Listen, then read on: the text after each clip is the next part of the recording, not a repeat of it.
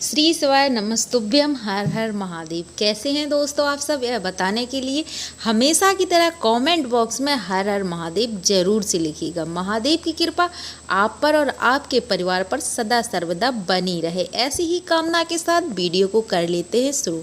दोस्तों आज का वीडियो बहुत ही स्पेशल है, बहुत महत्वपूर्ण है, क्योंकि आज की वीडियो में हम कुछ ऐसे खास उपायों के बारे में आप सबके साथ बात करेंगे जिन्हें कर आप अपने मन की जो भी आपकी कामना है, लक्ष्मी प्राप्ति के लिए, धन प्राप्ति के लिए आप उपाय करना चाहते हैं, आपके घर में किसी भी तरह की धन की समस्या है तो उसके लिए आप यह खास उपाय कर सकते हैं। किसी भी दिन, किसी भी महीने में, कभी भी आप यह उपाय कर सकते हैं। कल शनिवार है, शनिवार को कर सकते हैं, सोमवार को, मंगलवार को, जिस दिन भी आपको फुर्सत पड़े, आपका मन हो, उस दिन आप यह उपाय कर सकते हैं। दोस्तों हम सब के जीवन में कुछ ना कुछ कामना बनी ही रहती है, क्योंकि भगवान ने हमें इसी तरह से बनाया है कि हमारी एक कामना अगर पूरी होती है तो हमारे मन में दूसरी कामना हिलोरे मारने लगती है और दूसरी कामना लेकर हम बैठ जाते हैं। इसमें हमारा भी कुछ दोष नहीं है, क्योंकि ईश्वर द्वारा बनाई गई यह मोह माया इसी प्रकार की है जिसमें मनुष्य जो डूबता रहता है, तैरता रहता है और इसी भंवर में पड़ा रहता है। तो इसमें हम लोगों की कोई गलती नहीं है। तो अगर आपकी धन संबंधी कोई भी विशेष इच्छा है जो बहुत दिनों से आप उपाय कर रहे हैं, पूरी नहीं हुई है, तो यह एक उपाय करने से निश्चित रूप से आपकी जो धन की समस्या, आपका व्यापार नहीं चल रहा है, आपके पति की कहीं भी नौकरी जॉब नहीं मिल रही है, या फिर और भी कोई आपकी दुकान है, दुकान चलाते हैं, चलती नहीं है, पैसा घर में आता है लेकिन टिकता नहीं, इस तरह की कोई भी समस्या है तो यह उपाय ज़रूर से करिएगा। और अगर आपको इस उपाय से लाभ मिलता है, आप करते हैं, तो हमें फीडबैक अपना ज़रूर से दीजिएगा। तो देखो किस तरह से यह उपाय करना है। यह उपाय पंडित जी प्रदीप मिश्रा द्वारा बताया गया है, जो अभी हाल ही की कथा में, तो उन्हीं की कथा सुनकर हम आपके साथ यह उपाय शेयर कर रहे हैं। तो ध्यान से सुनिएगा, बहुत ही महत्वपूर्ण बात है। आप महादेव के मंदिर में रोज जाते हैं तो वैसे ही आपको जाना है, लेकिन पूजन की सामग्री थोड़ी सी अलग है। इस दिन आपको बेलपत्र लेके जाना है, पूजा की जो चंदन इत्यादि, चावल, अक्षत, रोली, कुमकुम जो आप लेकर जाना चाहते हैं महादेव के मंदिर में, जो शिव जी को आप समर्पित करते हैं, समी पत्र समर्पित करते हैं, आंकड़े के फूल आपको मिल जाते हैं, आंकड़े के फूल ले लीजिए, गुलाब के फूल मिलते हैं, गुलाब के फूल ले लीजिए। जो सामग्री आपके पास उपलब्ध है वो सामग्री आप अपने थाली में रख लीजिए। अब हमें क्या चाहिए विशेष, तो आप ध्यान से सुनिए। इसके लिए हमें चाहिए थोड़ा सा दूध, आप गाय का दूध मिल जाए बहुत अच्छी बात है, अगर नहीं मिलता है तो जो भी दूध आपके घर में आता है तो कच्चा दूध आप ले लीजिए। थोड़ा सा दही आपको चाहिए, क्योंकि हमें शिव जी का अभिषेक करना है, तो शुद्ध शहद चाहिए, शक्कर चाहिए और घी। इन्हीं 5 चीज़ों से हम अभिषेक करेंगे। इसमें हमें तांबे के पात्र में जल लेके जाना है और मंदिर पहुंच जाए तो उत्तर दिशा की ओर मुख करके हमको बैठ जाना है। अब सबसे पहले हम थोड़ा सा जल शिव जी के ऊपर, शिवलिंग के ऊपर समर्पित करेंगे। उसके बाद शिव जी का दूध से अभिषेक करेंगे, फिर थोड़ा सा हम जल से अभिषेक करेंगे, उसके बाद दही से अभिषेक करेंगे।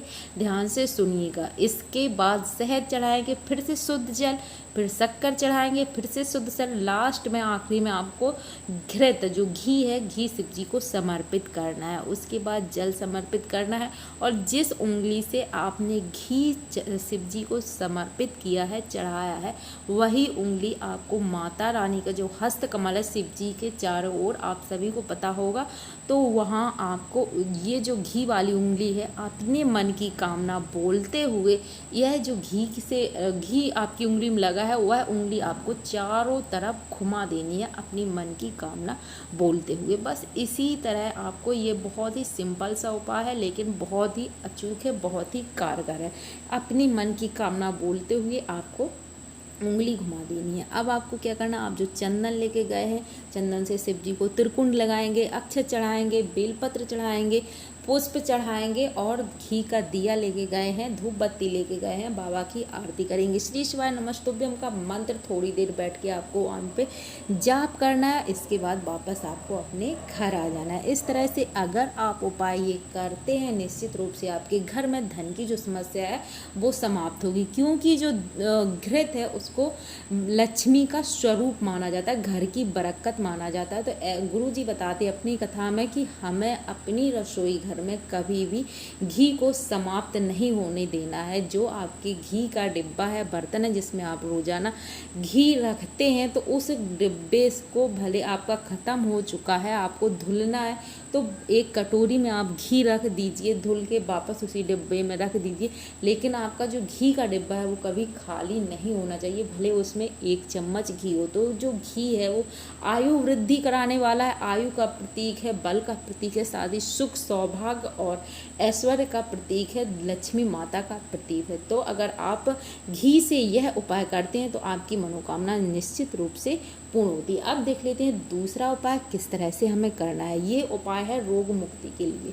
आप बहुत दिन से परेशान हैं, आपके कोई भी रोग है, चर्म रोग है या किसी भी तरह का रोग है, नेत्रों का रोग है, आपकी आंखों की रोशनी कम है या कोई भी और शारीरिक समस्या है आपको, तब आपको यह उपाय करना है। शिव जी के मंदिर जाना है, 1 लोटा जल आप जो लेके जाते हैं वो जल लेके जाना है। जो भी और सामग्री लेकर गए हैं वो सामग्री लेके आपको शिव जी के मंदिर शिवालय जाना है। तो देखिए बहुत ही अचूक उपाय है, ध्यान से सुन लीजिए, गलतियां मत कीजिए। जब आप मंदिर पहुंच जाएं तो उत्तर दिशा की ओर मुख करके आपको बैठ जाना है। और देखिए आप यह जल आपको कैसे समर्पित करना है, ध्यान से सुनिए। जो माता अशोक सुंदरी का स्थान होता है, सबसे पहले उस जगह को आपको अपने हाथ से साफ करना है। साफ करने के बाद थोड़ा सा जल वहाँ पे समर्पित कर देना है। जब आप जल समर्पित कर दें फिर आपको क्या करना है, अभी शिव जी को जल नहीं चढ़ाना है। अशोक सुंदरी माता के स्थान आपने साफ किया, वहाँ पे थोड़ा सा जल समर्पित किया। जल समर्पित करने के बाद वहीं पे आपको चंदन लगाना है। चंदन उंगली से लेंगे और आप वहीं पे लगा देंगे। अब जो आपने यह जो जगह साफ करी है, जहाँ जल चढ़ाया है वहाँ पे थोड़ा सा जल रहेगा, वो जल आपको अपनी देह में लगा लेना है। उसके बाद जहाँ जलाधारी से जल नीचे गिरता है, जो जलाधारी का स्थान है जहाँ से जल नीचे गिरता है, फिर आपको उस जगह को अपने हाथों से साफ़ करना है। जो वहाँ पे पूजन की सामग्री वगैरह होती है उसको हटा के साफ़ करेंगे। देखिए ध्यान से समझिए, ये जो निशान हमने लगाया ये वाली जगह जलाधारी के यहाँ पे आपको साफ़ करना है और थोड़ा सा जल यहाँ पे समर्पित कर देंगे। जल चढ़ाने के बाद यहीं पे आपको चंदन भी लगाना है। चंदन लगाने के बाद वही जो जल और चंदन के हाथ हैं वो आपको अपने शरीर पर लगाने हैं। इसके बाद आपको जल है ये गणेश जी महाराज को, कार्तिकेय महाराज को, उसके बाद अशोक सुंदरी माता को और माता के हस्त कमल पर समर्पित करके शिवलिंग पर समर्पित करना है और नंदीश्वर को समर्पित करना है। ये उपाय आपको इस तरह से करना है। और जब जल समर्पित करें तो जलाधारी से जो नीचे जल बहता हुआ आता है उसको आप एक कटोरी में भर लीजिए और उसका आचमन करिए और अपने शरीर में लगा लें। अगर आपको चर्म रोग है तो आप शरीर में भी इस जल को लगा सकते हैं। निश्चित रूप से आपकी जो समस्या है शारीरिक रूप से वो समाप्त होगी। मिलते दूसरे वीडियो में, तब तक के लिए श्री